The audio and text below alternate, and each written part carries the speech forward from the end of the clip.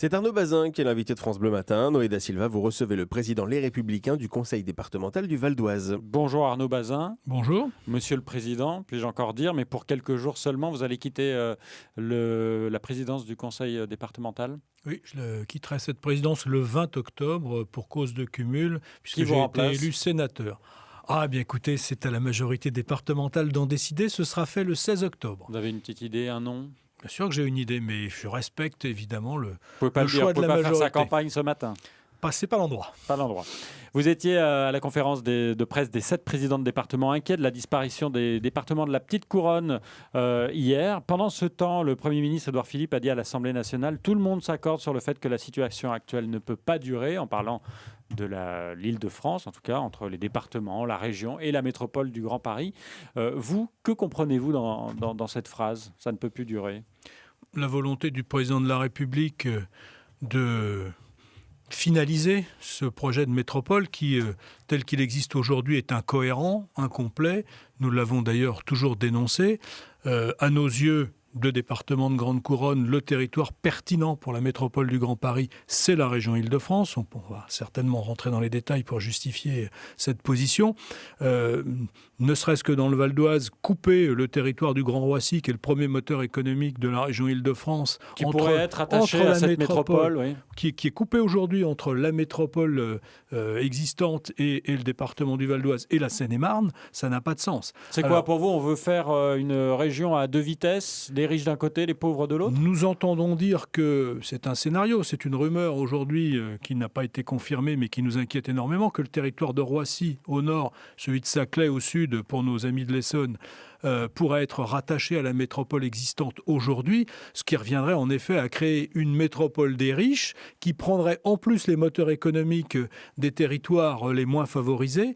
Ça n'a absolument aucun sens. Ce serait une nouvelle frontière qui rejetterait encore plus la périphérie de l'Île-de-France dans la pauvreté, dans la difficulté sociale, en drainant toutes les richesses vers le centre hyper dense, déjà hyper riche. C'est ce à quoi nous nous opposons très fermement. Alors Arnaud Bazin, le Premier ministre a bien dit « Je n'ai encore rencontré personne qui nous dise, surtout, ne changez rien ».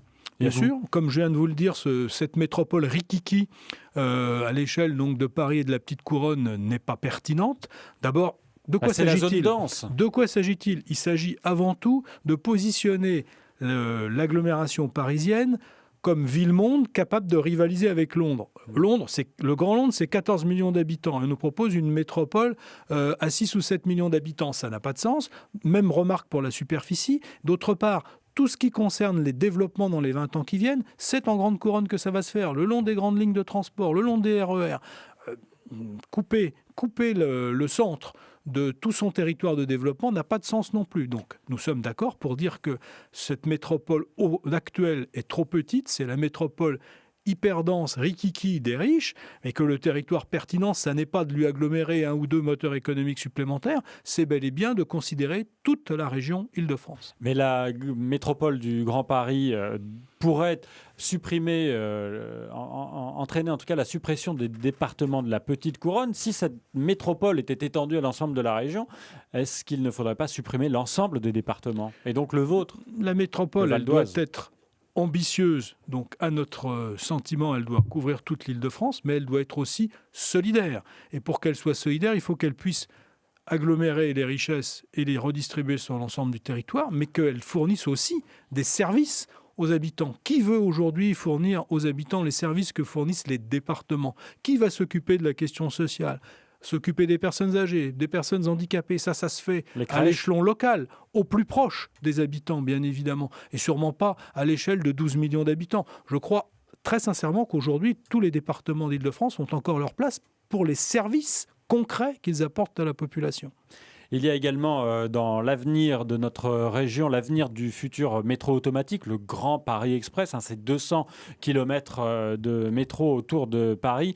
Le Val d'Oise n'est pas vraiment concerné par les tracés, mais quand même un peu, avec cet arrêt à Gonesse sur la ligne 17, sévèrement critiqué. Il n'y aurait pas assez de voyageurs, ce serait pour desservir le futur centre Europa City, l'aéroport. Que répondez-vous à ces critiques ? Mais c'est un total manque de vision et une méconnaissance profonde des réalités. D'abord, la ligne 17 est une ligne rentable. 2,2 milliards d'investissements, mais un retour socio-économique évalué au minimum à 3 milliards, sans les projets structurants que vous avez évoqués, et jusqu'à 10 milliards d'euros de retour socio-économique en considérant le développement le long de l'aéroport du Bourget, avec la façade qui va se développer de façon très importante et des beaux projets de développement économique, mais aussi en effet sur le triangle de Gonesse. Et le triangle de Gonesse, ce n'est pas seulement Europa City, c'est aussi tout un quartier d'affaires qui est appelé à se développer sur ce territoire. C'est aussi des temps de transport qui vont être considérablement diminués pour les habitants du territoire et leur capacité d'aller travailler sur la plateforme aéroportuaire de Roissy. Aujourd'hui, nous avons les nuisances de l'aéroport dans le Val d'Oise, mais nous n'avons que 15% des salariés de cette plateforme aéroportuaire qui sont valdoisiens. C'est tout à fait injuste et anormal. La ligne 17, c'est l'accès à l'emploi pour nombre de valdoisiens dans un secteur particulièrement défavorisé socialement où on compte un très grand nombre d'allocataires du RSA. C'est donc une cause absolument indispensable pour le département du Val d'Oise. Nous ne pouvons pas envisager un seul instant que cette ligne ne se réalise pas et dans les délais prévus. Nous suivrons évidemment les annonces du gouvernement dans les prochaines semaines sur France Bleu Paris. Arnaud Bazin, merci.